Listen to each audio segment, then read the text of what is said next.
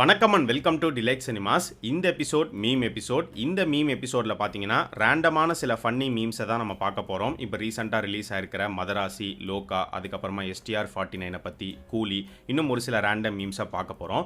So நம்ம சேனலுக்கு நீங்கள் புதுசாக இருந்தீங்கன்னா சேனலை சப்ஸ்கிரைப் பண்ணி சப்போர்ட் பண்ணுங்கள். இப்போ வாங்க வீடியோக்குள்ளே போகலாம். ஃபஸ்ட்டு இந்த மீம் பார்த்தோம் அப்படின்னா, மதராசி வெளியாவதை முன்னிட்டு சிவகார்த்திகேயனை அழைத்து தனது வாழ்த்துக்களை தெரிவித்தார் எஸ்கே. ரைட்டு.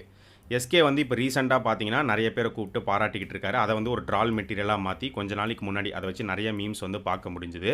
இதை பற்றி மதராசி ஆடியோ லான்ச்சில் எஸ்கேவே வந்து பேசியிருந்தார். இருந்தாலும் உங்கள் படத்துக்கே உங்கள் மீம் டெம்ப்ளேட்டை யூஸ் பண்ணுவோம் அப்படிங்கிற மாதிரி தான் இந்த மீமை வந்து போட்டிருக்காங்க. அடுத்த மீம் பார்த்தோம் அப்படின்னா, மதராசிக்கு ஹைப் ஏற்ற நினச்சி தெரியாதனமாக சிக்கந்தர் ட்ரெய்லரை பார்த்துட்டண்டா, என்னையை காப்பாற்றுங்கடா அப்படிங்கிற மாதிரி மீம் போட்டிருக்காங்க. ட்ரெய்லரை பார்த்த உனக்கே இந்த கதினா படம் பார்த்தவங்களுக்குலாம் எப்படி இருக்கும், இதையா போய் பார்த்த அப்படிங்கிற மாதிரி தான் இந்த மீம் இருக்குது. அடுத்த மீம் பார்த்தோம் அப்படின்னா, முருகு மாம்ஸ் மதராசியில் மேடுன்னு குறியீடு மட்டும் இல்லைனா மாலத்தின்னு டைட்டில் வச்சிருப்பல்ல அப்படிங்கிற மாதிரி ஒரு மீம் போட்டிருக்காங்க. மாலத்தின்னு டைட்டில் வச்சுருந்தா இந்த படத்துக்கு அனிருத் எப்படி பிஜிஎம் போட்டிருப்பாருன்னு யோசிச்சு பாருங்கள், செம ஃபன்னாக இருக்கும். இந்த படத்தில் எஸ்கே வந்து மாலத்தின்னு கூப்பிடும் போதெல்லாம் பம்மல் கே சம்பந்தம் காமெடி தான் ஞாபகத்துக்கு வந்துச்சு. இந்த காரை பார்த்தா உனக்கு மாருதி மாதிரியா தெரியுது அப்படின்னு. அடுத்து, நானும் மதராசி எஸ்கே மாதிரி தான், லவ் பண்ணுற பொண்ணை உயிரை கொடுத்து ப்ரொடெக்ட் பண்ணுவீங்களா? இல்லை மாமா, பைத்தியமா. அடுத்த மீம், ஒன் டயலாக் இன் மதராசி, பிரியாணி சாப்பிடும்போது இந்த எலும்பு வேற பல்லில் சிக்குது, சிவகார்த்திகேயன் வேலையை காட்டிட்டான், அடப்பாவீங்களா. அடுத்து, லோக்கி ஃபெயில்டு, ஷங்கர் ஃபெயில்டு, மணி தாத்தா ஃபெயில்டு, அப்போ ஏஆர்எம் மட்டும் பாஸா? இல்லை, அந்தாலும் ஃபெயில்டு தான் அப்படிங்கிற மாதிரி மீம் போட்டிருக்காங்க. ஆனால் லோக்கி, ஷங்கர், மணி தாத்தா அளவுக்கு ஏஆர்எம் வந்து ஃபெயில்டு கிடையாது. ஏன்னா இந்த படம் பார்த்தீங்கன்னா ஒரு ஆவரேஜான ஒரு ஒன் டைம் வாட்சபிள் ஃபிலிமாக தான் வந்து இருந்துச்சு. அடுத்த meme, lifetime achievement for Dhanush அண்ணா. என்னையா இது, அமலா ஷாஜி ஃபேன்ஸ் மீட். ஓ, அமலா ஷாஜி ஃபேனா தனுஷ் அவங்க பக்கத்தில் நிற்கிறாங்களா? ரைட்டு. இவங்களை வச்சு இன்னொரு மீமும் போட்டிருந்தாங்க.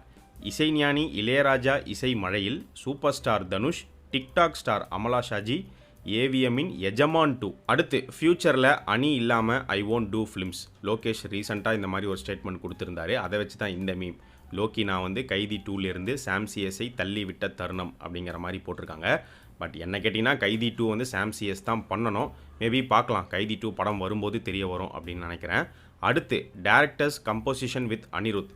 இந்த சிச்சுவேஷனுக்கு எந்த லிரிசிஸ்ட்டை சாங் எழுத வைக்கலாம்? அந்த ஈர வெங்காயம்லாம் ஒன்றும் வேணாம், நீ படத்தோடைய டைட்டில் மட்டும் சொல்லு, மீதி எல்லாத்தையும் நான் பார்த்துக்கிறேன். அடுத்த மீமும் இதை பேஸ் பண்ணி தான். டு அனிருத், இவனுக்கு lyricist, singers, music instruments, chat GPT premium account எல்லாம் கொடுங்க, ஆனால் ஹீரோ நேம் அண்ட் படத்தோட பேர் மட்டும் இவன்கிட்ட சொல்லவே சொல்லிடாதீங்க, அதை வச்சே இந்த ஆள் ஒப்பேத்துறாரு அப்படிங்கிற மாதிரி இந்த மீம் போட்டிருக்காங்க. ஆனால் நீங்கள் பார்த்தீங்கன்னா அனிருத் வந்து பல படங்களுக்கு ஒன்று டைட்டில் இல்லை ஹீரோ பேர் இதை வச்சே பார்த்தீங்கன்னா பிஜிஎம்மை போட்டு தள்ளிடுவார்.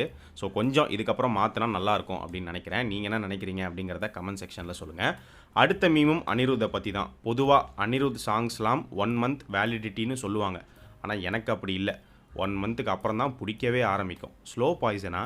சேச்சே, நான் ஒரு அப்டேட் ஆகாத அப்பள கூட 1 மாதத்துக்கு அப்புறம் தான் அப்படி ஒரு சாங் ரிலீஸ் ஆனதே எனக்கு தெரிய வரும். இப்போ கூட போத நீதானே தள்ளாடுற நானேன்னு ஒரு சாங் கேட்டேன், ஃபென்டாஸ்டிக். இந்த மாதிரியும் நிறைய பேர் வந்து இருப்பாங்க. பாட்டு ரிலீஸ் ஆன உடனேலாம் வந்து கேட்க மாட்டாங்க, ரொம்ப நாளுக்கு அப்புறம் தான் வந்து பாட்டை கேட்டு பிடிச்சி போய் கேட்டுக்கிட்டே இருப்பாங்க. அந்த டைமில் பார்த்தீங்கன்னா எல்லாரும் அந்த பாட்டை கேட்டு முடிச்சு அடுத்த பாட்டுக்கே வந்து போயிருப்பாங்க. ஸோ நீங்கள் இந்த கேங்கில் சேர்ந்தவங்களா அப்படிங்கிறதையும் கமெண்ட் செக்ஷனில் சொல்லுங்கள். அடுத்த meme, Kollywood fans writing 5 page essays on why Tamil cinema doesn't make movies like Loka. பக்கத்தில் பார்த்தீங்கன்னா மாவீரன், சோஃபா பாயோடைய எக்ஸ்பிரஷன் தான் வந்து அல்டிமேட்டு. ஆக்சுவலாக மாவீரன் ஒரு அண்டர் ரேட்டட் ஃபிலிம் தான். இதை பற்றி லோகா வீடியோலேயே வந்து நம்ம பேசியிருந்தோம். ஸோ மாவீரன் படத்தை பற்றி நீங்கள் என்ன நினைக்கிறீங்க அப்படிங்கிறதுமே சொல்லுங்கள். அடுத்த மீமும் லோகா படத்தை பற்றி தான். லோகாவை தமிழில் நயன் மேமை வச்சு ரீமேக் எதுவும் பண்ணி தொலைச்சிடாதீங்கடா, 1 லட்ச ரூபா கான்ட்ராக்டரா, அதில் மண்ணள்ளி போட்டுறாதீங்கடா அப்படிங்கிற மாதிரி கெஞ்சி கேட்டிருக்காங்க. கவலைப்படாதீங்க, அப்படிலாம் லோகா படத்தை ரீமேக் பண்ண விட மாட்டாங்க. ஏன்னா அந்த படம் மூலிமா ஒரு யூனிவர்ஸாக அவங்க ஸ்டார்ட் பண்ணியிருக்காங்க.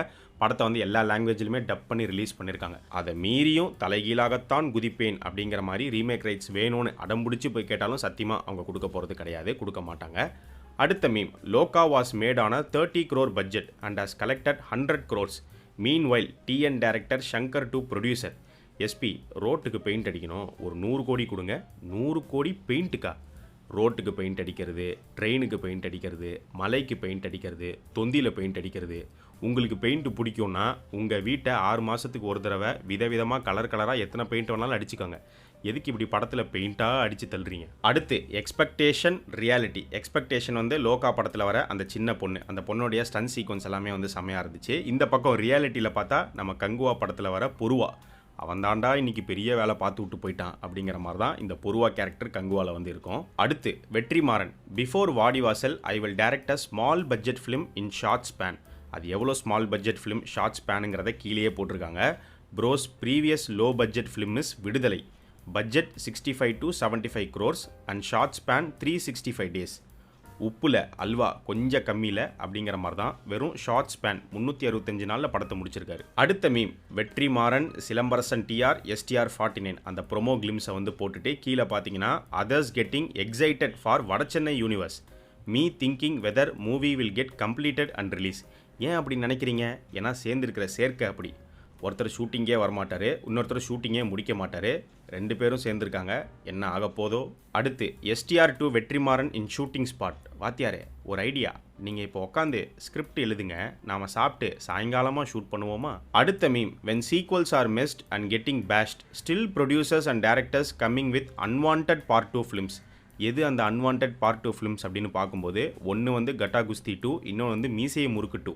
இதெல்லாம் யாருப்பா உங்ககிட்ட கேட்டா அப்படிங்கிற மாதிரி தான் இருக்குது. அடுத்த meme Bussy Anand makes a special cameo appearance in Jananayagan. இதே மாதிரி நிறைய பஸ்ஸாக எடுத்து போடுங்க, எக்ஸ்பெக்டேஷனே இருக்கக்கூடாது. ஜனநாயகன் படத்தில் புசி ஆனந்த் அப்படி என்ன கேமியோ கொடுக்க போகிறாரு அப்படின்னு தெரியலையே.